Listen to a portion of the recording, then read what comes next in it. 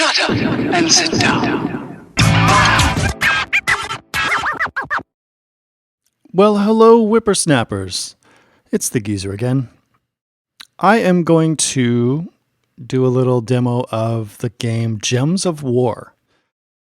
And you might be asking yourself, well, what is this game anyway? What the heck is it? So I thought I would show it off, and so you can get an idea.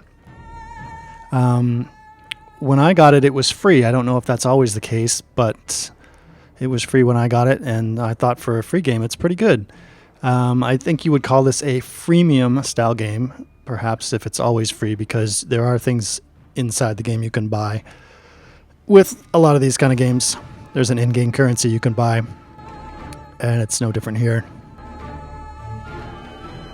And it looks like we've been having some server problems today, so I don't know how well this run through will go, but we'll check it out.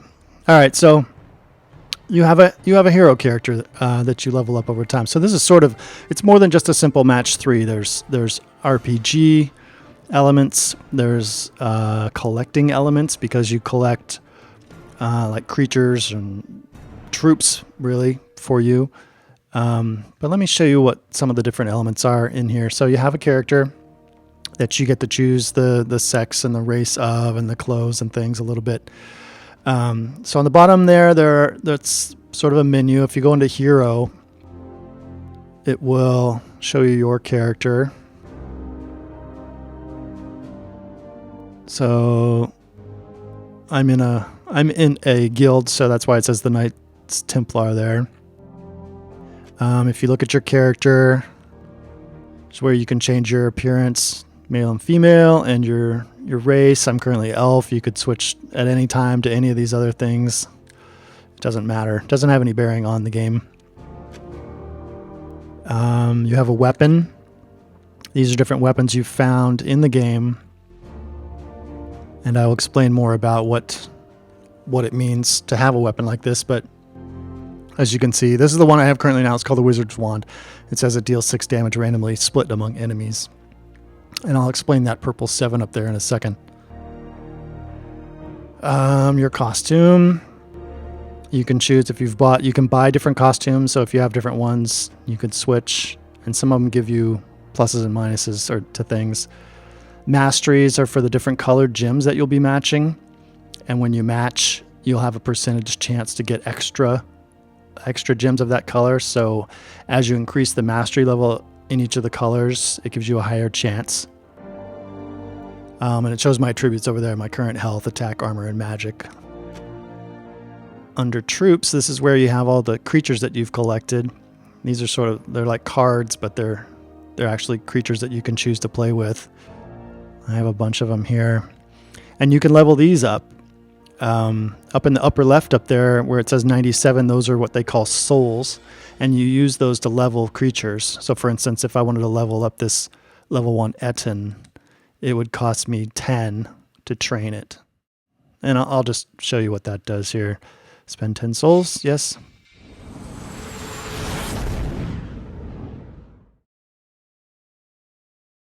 Let's see if this lets me connect. Yes, so level up. And so usually it'll increase one of these, sometimes 2 of these, and even 3 I've seen, these different attributes. And then each of these creatures, they usually have some sort of special ability. This one is Sunder. Destroy a column of gems, gain 1 attack, boosted by all purple gems destroyed. So the more purple gems you destroy in that column will increase the amount of the attack that you gain. So on the card there, you can see the 3, that's its attack, its current attack, or what it starts with. 1 is its shield, like defense. 7 is its health. And then the blue and the brown in the upper left of the card there, those are the colored gems that if you match either of those, match 3 or more of those, it will sort of fill up that circle. It's like a meter, and it fills up. And when it fills up to the top, you can then perform the special function, your special ability. And it's the same with the weapon that you have as the character and any of these others. Like this one's just red, this one's yellow, brown and yellow, red and yellow. They all do different things. So I've joined a guild. There are different things in the guild, tasks that you can pay, or you can contribute money towards, and then when those are completed, you'll get rewards, that sort of thing. Defense. This is also, you can be attacked, or you can attack, what they call invading, other people in the game, other player characters in the game. And so if you are invaded, you can then defend, which basically gives you a chance to play that person's cards or creatures and recover money that they might have taken from you. So you can invade people. It'll find an opponent, I think, that's of a similar level or ability level, and then you can choose to fight, and it shows the available rewards there. 428 gold and 2 trophies. And I'm not going to show that right now. Chests, you can get keys. You can either buy them or earn them through your guild. And those will, like the iron keys, will give you 3 creature cards per chest. Looks like you can also buy a key for 1,000 gold. Magic keys, I haven't had any of those yet, so I don't know what they do. And of course the shop, where you can buy gems for real money. You can buy keys for the chest I just showed you. You can buy gold. Costumes, these are where you'll get bonuses depending on the costume. The more they cost, the bigger the bonus, of course. Souls, those are the things that are used to level up your troops. Bundles are like bundles of things, gold and souls and whatnot. And then rewards, this changes, I think, once a week. And they're bought with those different currency. They look like little wings. And they're just sort of powerful cards that do different things. And I believe they change weekly. Okay, so also up there in the upper left, where it says tasks, those are like little goals that if you complete those, you'll get money. I've seen the bottom 3, I think they stay the same until you change, or until you complete one. I believe the top one changes daily if you don't complete it. Okay, so on this map, you start off with one of these. I think it's Broken Spire. You start off with this one, and all the others are still unexplored. And you do missions in each of these, and you do quests. They call them quests. Quests and challenges. Quests are like the story in this region. I've done them all in this region, so there aren't any more. There are challenges in each of the regions, each of the areas, that you earn souls for completing these. If you do all 5, you get 100 souls. Completing the first one is 5. I think the second is 10, and 15 or 20, and then 100, something like that. And they get harder and harder, of course. It's always the same creatures that you're fighting in each of these. Like this conquest one, that'll be the same creatures for each of the difficulty levels, but they get harder and harder. And so the reward is better, of course. The arena is only available in Broken Spire, and I haven't played in the arena, so I'm not too sure what that one is yet, but so I won't demo that right now. So then once you've completed all the story quests in an area, it puts that what looks like a 20-sided die with a number 1 in there, and I don't know why there's a 1. That leads me to believe that you should be able to do it more than once, but you can't. There are no more quests in here, so not sure why there's just a 1 in there. You can make one of your kingdoms that you've opened up into your home kingdom, and that will earn money, a lot of money. Every day you get quite a bit of money if you've been gone a while. And each of these other kingdoms will earn you a little bit, but your home kingdom earns you the most.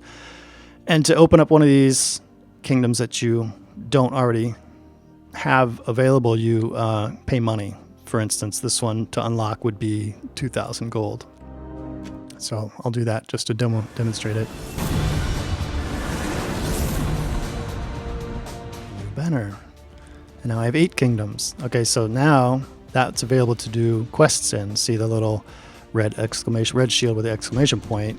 So now there are quests and challenges to do in here. And more challenges become available as you do the story quests.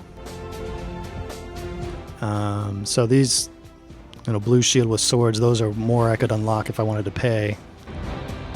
And then like Qatar over here, that one has quests available. I haven't completed all those yet. Same with Zajan and now the Pride Lands. Here, I'll show you what... When you do a quest, I'll show you. It's like a story. There's always somebody you're talking to. And it's usually you do 2 or 3 battles. Unless it's the boss, and then it's 1. So see here, it would be help Sir Brian the Lucky when he mistakes ogres for really large goblins. And so there would be 2 battles. One where you help Brian fight the ogres and get Brian out of the ogre village alive. I'm not going to demonstrate these because it's 2 of them, but I will show you one battle with a challenge because it'll be faster. I haven't done any challenges in here yet, so it'll start off pretty easy, but it'll be a good demonstration. All right, so every time you battle, you have a choice of people you want to use or troops you want to use. In the upper left, that's your character. My current weapon is that wizard wand, so it requires purple gems, and that's why I have a purple up there. The next I'm using is this druid, and then this vampire gal, and this other guy. I chose them because they're all pretty powerful, and they work well together because each of their abilities gives me access to all 6 of the different colored gems, and I think that's a good strategy to have. You should try and have a balance that lets you use all of the gem colors so you aren't limited. And I think their abilities work pretty well together. I'll demonstrate that. And I should say, see where it says to battle, and it says 50. It costs 50 gold for each battle. You win gold at the end of battles, but it's never as much as 50. So it costs you more to battle than you win. You get gold. You get a lot more gold for completing those daily tasks and guild tasks. So that's where you can get gold. And so I think they probably do that so that you hopefully run out of money and you have to buy it with real money. Because, people are tricky like that. Anyway, I'll show you what one of these battles looks like. It's a standard match 3. If you match 4 or more, you can match 5. That'll give you an extra turn. So what you want to do is match gems of 3 or more of some color, hopefully of a color that you have that would give you more, would fill up the little circle meters there of each of your people to activate their special powers. And preferably not leaving something open for the enemy because they're going to be doing the same thing. They're going to try and match gems of their colors to activate their special abilities. And in this case, the top 3 they need all green, and the bottom one needs green or brown. So you want to sort of balance the gems you choose versus what they need and what you need. So either preventing them from getting the colors they need or giving you colors you do need. Now these skulls are something special. What they do is they immediately have your top troop, in this case my character, do a physical attack. So he will hit for 6 in that lower left corner. For my guy, he's got a 6. That's his attack power, and that will strike the topmost enemy on the right, and it will hit their armor first, so that 2 for the shield, and then their health. So if I do this, and first what we want to do is we want to look to see if there are any 4s or 5s that would give us an extra turn, because those are good to take anytime. But there weren't any, so we'll do that, and that gets rid of that one guy, which is great. So here's a 4. This one will be a 4 in yellow. That'll give me an extra turn, and also it gives you a little bit of extra gold, so 4s are always good to get.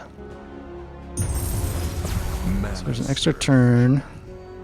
Mana Surge means that it gave you got that little bonus mana from the masteries that I showed you earlier. Here's a 4 in purple. We'll take that, and then we'll take the 3 skulls.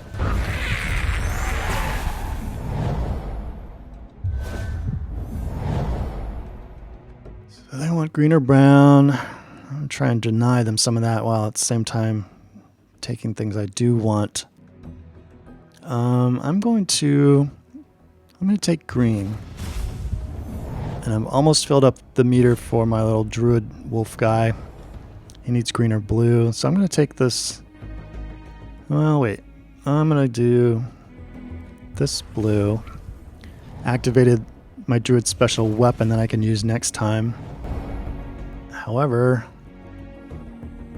if I do use my special weapon there on my druid, I don't get another turn, so that means the enemy will probably use these skulls. He only hits for 2 though, which is not much. So I wouldn't normally do this, but for the demonstration, I'm gonna go ahead and show you the special ability.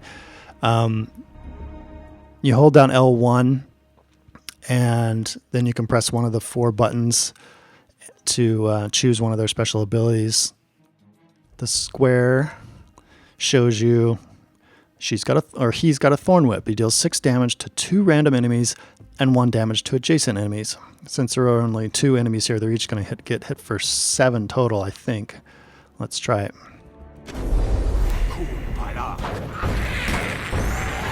Well, he would have been hit for 7 if he had 7 health. The first guy only had 6, so he's gone. Alright, so now,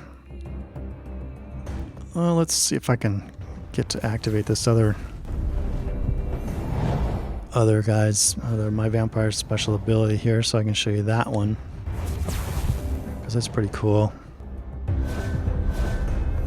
Alright, so I'm holding down button, pressing the circle. She's a blood thief. She deals 4 true damage to an enemy, gains 4 life, and 2 attack, and then increases her attack by 2. So true damage ignores armor and goes straight for health.